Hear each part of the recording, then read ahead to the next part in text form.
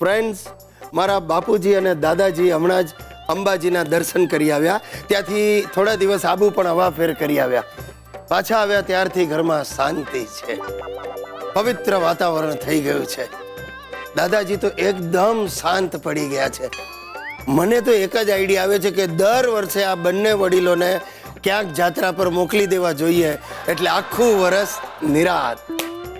અરે ભાઈ ગિરીશ, હા, ઓફિસેથી આવતી વખતે જરા એક ગોર મહારાજનું નક્કી કરતો આવજે ને.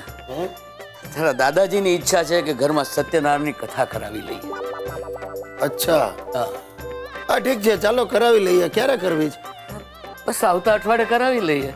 ભલે, હું કરું વ્યવસ્થા. મને લાગે છે ગિરીશ કે હવે તારા દાદાજી જાજુ નહીં ખેંચે. રોજ મને કહ્યા કરે છે કે આ દિવાળી હવે મારાથી જોવાશે નહીં. બસ ભગવાન મને આમ જ સારો સમો ઉપાડી લે તો સારું. હાસ તો ભગવાન ઉપાડી લે તો આપણને શું વાંધો હોય? શું બોલ્યો? ના એટલે ભગવાન પાસે આપણી મરજી ક્યાંથી ચાલવાની? એમની તો અંતિમ ઈચ્છા છે કે એમની હાજરીમાં જ હિતેશના લગ્ન કરી નાખવા. શું?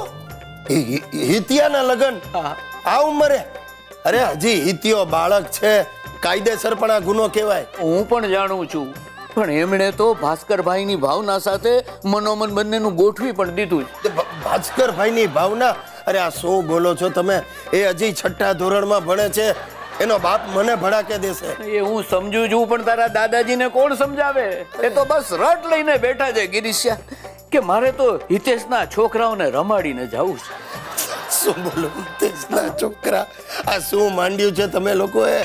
અરે હિતેશ હજી પોતે છોકરા જેવો છે, તમારે એના બાળ લગ્ન કરાવવા છે અને ઉપરથી એને બાળ બાપ બનાવવો છે? અરે મરતા માણસની ઈચ્છા આગળ હું લાચાર છું ગિરીશ. અરે તને શું કહું, ગઈકાલે તો એને કંકોત્રી વાળાને ફોન કરી અને કંકોત્રીના નમૂના પણ જોવા માટે મંગાવ્યા. મને લાગે છે દાદાજી મને જેલમાં મોકલીને જ જમશે.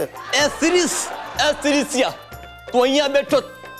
સિરીસ ભાઈ, તે ભાસ્કર ભાઈ સાથે વાત કરી? દાદાજી, તમારી ગાય છું ગાય, આ વાત બંધ કર.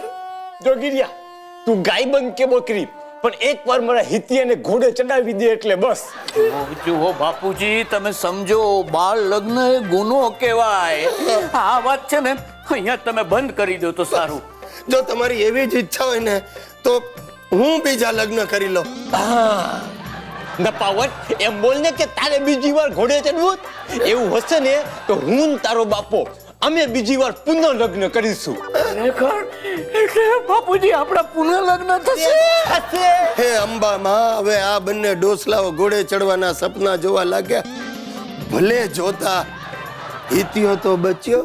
દોસ્તો, મને થાય છે કે હું ગિરીશમાંથી ગિરિજા બની જાઉં. તમને એમ થતું હશે કે મને આવું શું કામ થાય છે? સમજાવ. અમારો જે બોસ છે ને, જાડાવાલા, જેન્ટ સ્ટાફ સાથે એટલી ઉદ્ધતાઈથી વાતો કરે છે અને લેડી સ્ટાફ સાથે એટલી જ આત્મીયતાથી વાતો કરે છે. અને એમાંય અમારી ઓફિસની પીઆરઓ મિસ પ્રીતિ મીરાણી માટે એને વિશેષ લાગણી છે. કારણ કે મિસ મીરાણી પબ્લિક રિલેશનને બદલે પ્રાઇવેટ રિલેશન વધારે સાચવે છે. પ્રીતિ મેડમને દર વર્ષે પગાર વધારો મળે અને હું પગાર વધારો માંગુ તો મને ગાળો મળે. Girish Kumar, yes sir. પ્રીતિ મેડમને મારી કેબિનમાં મોકલો. નહીં આવે સર. કેમ? નહીં, કારણ કે પ્રીતિ મેડમ આજે ઓફિસ જ નથી આવ્યા. કેમ? સર, ડિલિવરી માટે ગયા છે. વોટ? પ્રીતિની ડિલિવરી? Yes sir. તમને કેમ આઘાત લાગ્યો? અરે પણ પ્રીતિ તો હજી કુંવારી છે. ધેટ્સ રાઈટ સર, એ તો કુંવારી જ છે, પણ એની સિસ્ટરની ડિલિવરી માટે ગઈ છે. ઓફો, તો એમ સીધું બોલતા શું થાય છે તમને? Sorry sir. નોનસેન્સ. જુઓ, છેલ્લા 5 વર્ષના પરચેઝ વાઉચરની ફાઇલ આજે મને તૈયાર જોઈએ છે અને એને માટે આજે રાત્રે તમારે ઓફિસમાં બેસવું પડશે મોડે સુધી. તમે કહેતા હો તો ઓફિસમાં જ સુઈ જાઓ. મેં તમને અહીંયા સુવાનું નથી કહ્યું, રોકાવાનું કહ્યું છે. પણ સાહેબ, છેલ્લા 16 વર્ષથી તમે મને જ રોકાવાનું કહો છો. હેના 16 વર્ષ હેના, તમે અહીંયા માત્ર 10 વર્ષથી છો. તે કેમ? ઓવરટાઈમ નહીં કરવાનો?